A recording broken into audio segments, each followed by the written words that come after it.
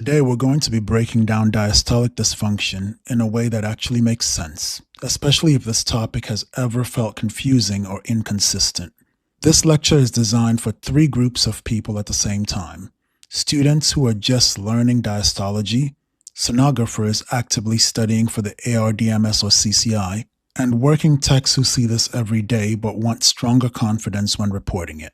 By the end of this session, you should understand not only what the grades are, but why they exist and how ECHO pieces them together. Confidence comes from structure, and today I'm giving you structure. One of the biggest mistakes students make, and honestly many clinicians too, is thinking normal EF means normal function. Systole is the squeeze, diastole is the fill. You can squeeze perfectly and still fill poorly. Heart failure with preserved EF, that's diastology. Diastole is active. The myocardium must relax. Relaxation requires energy. Compliance requires healthy muscle. If the ventricle relaxes slowly or becomes stiff, filling requires higher pressure. Hypertension is the number one cause. Write that down mentally. Long-standing pressure overload leads to LV hypertrophy. LV hypertrophy leads to stiffness. Stiffness leads to elevated filling pressures. Registry Pearl: if you see LVH plus normal EF plus dyspnea, think diastolic dysfunction. This is critical. Diastolic function is never diagnosed from one number. ECHO integrates blood flow, myocardial motion, chamber remodeling, pressure clues. If you remember that, you will never oversimplify diastology. This slide is your anchor. Every diastolic assessment, exam, or real life comes back to these three questions. If you get lost later, come back here. Every diastolic assessment asks three questions. Is relaxation normal? This is where you look at the E prime. What does filling look like? This is where you look at the E to A ratio. Has pressure been elevated over time? This is where you look at the LA size. If you feel lost at any point in time, come back to this. This framework works for beginners, registry exams, and real-life patients. This is how registry questions are built. This is how sonographers think. The three-question shortcut. If you forget everything else, ask yourself, is relaxation normal? What does filling look like? Has pressure been elevated over time? If those three answers agree, your grade would be correct. Remember, again, this is how registry questions are built. Step 1. Is relaxation reduced? As it relates to tissue Doppler, what you're looking for is a low E prime, a septal number that is less than or equal to 6, a lateral number that is less than or equal to 7, or an average number that is less than or equal to 6.5. If your answer is no, the person has normal diastolic function. If the answer is yes, then you move on to step number 2. Next, step 2. The question you ask is the left atrial pressure elevated?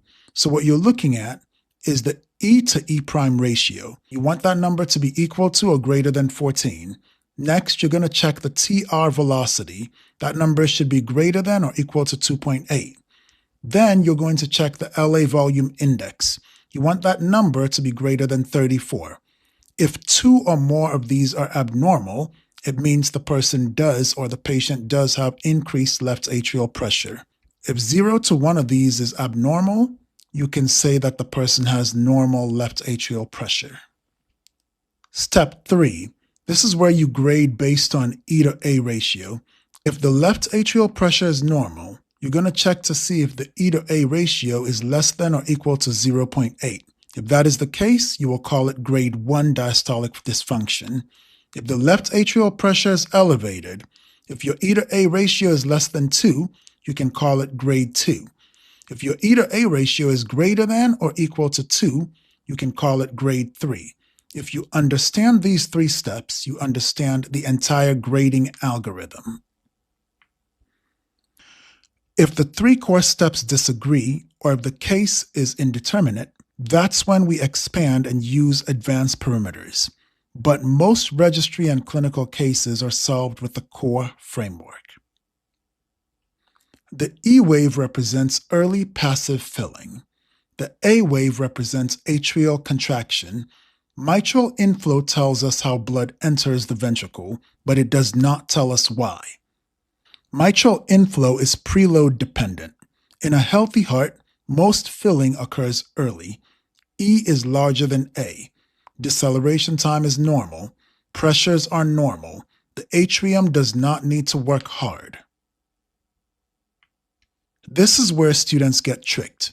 Mitral inflow can lie, especially in pseudonormal filling. That's why the chart matters. Mitral inflow can look normal, even when relaxation is abnormal. That's pseudonormal filling, which is why you never grade diastolic dysfunction using the E to A ratio alone. EA ratio alone is not a grade. Registry favorite. Tissue Doppler measures myocardial motion, not blood flow. Low E' always means impaired relaxation. Always. Mitral inflow shows what blood is doing. Tissue Doppler shows what muscle is doing. E to E' estimates filling pressures. If E is high and E' is low, the atrium is pushing against a stiff ventricle. But remember, E to E' supports diagnosis. It does not diagnose alone. The left atrium is your chronic pressure recorder. It does not enlarge overnight. If the LA is enlarged, pressure has been elevated for a while. Chronic changes support chronic dysfunction. Everything we do next comes directly from this chart.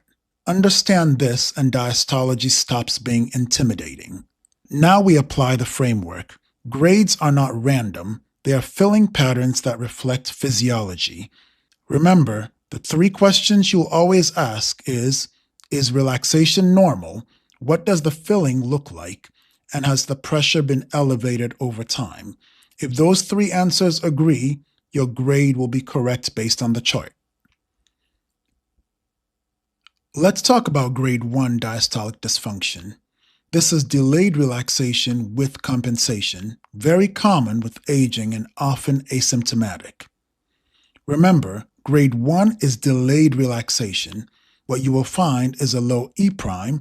Your E wave will be less than your A wave, a normal LA, normal filling pressures. Again, this is common with aging.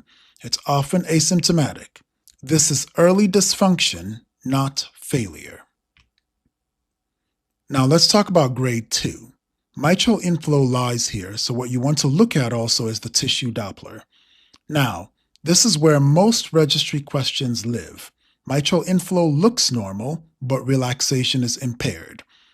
Left atrium is enlarged. Pressures are elevated. The inflow pattern is being masked by high atrial pressure. Remember, mitral inflow lies. Tissue Doppler and LA size expose the truth. Now let's talk about grade 3. High pressures forces rapid filling, but relaxation is severely impaired. Grade 3 is severe dysfunction, very low E', tall E wave, short deceleration time, large LA, high filling pressures. Rapid filling does not mean healthy filling. Now, these mistakes cost registry points and real-world accuracy. Biggest mistakes: using E to A ratio alone, ignoring the E', ignoring the LA size, ignoring the age, and blood pressure. If you avoid those 4 errors, you avoid most grading mistakes. Now let's talk a little bit about registry versus guidelines and what the difference is. This slide is especially important for registry candidates. ASC guidelines are not written as a test prep, and that's where confusion starts.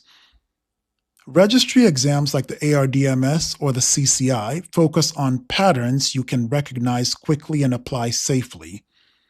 That's why you'll rarely see registry questions asking for long ASC tables. but you will see questions that require you to identify impaired relaxation or elevated filling pressures.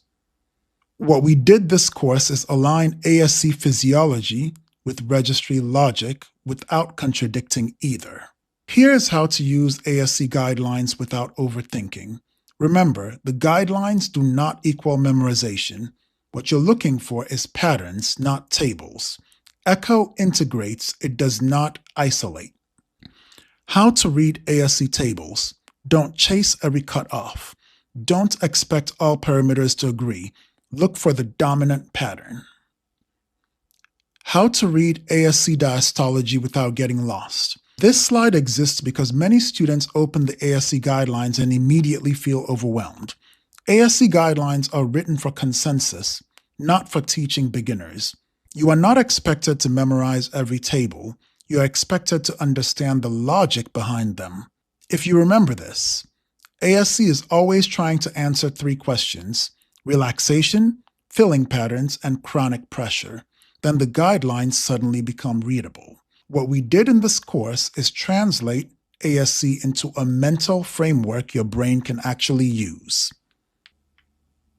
This is the most updated 2025 ASC algorithm. The core structure remains the same.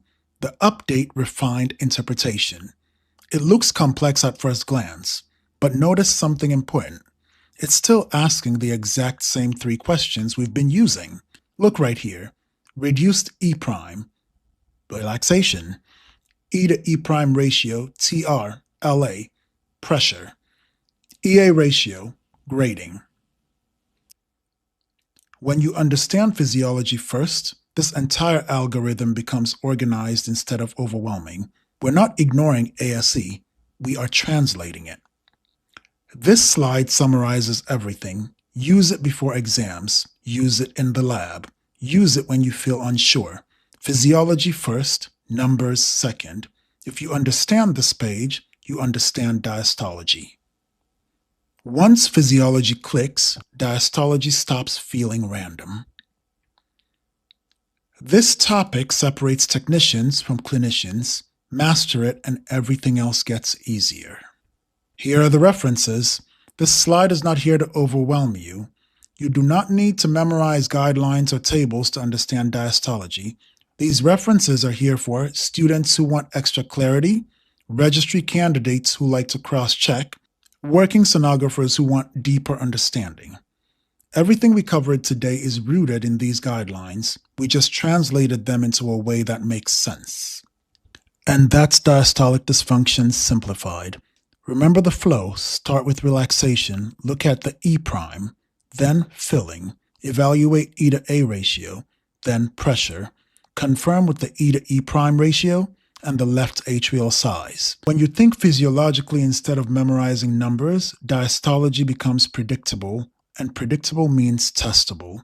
If this helped you, subscribe to the Echo Classroom for weekly Echo and registry-focused content.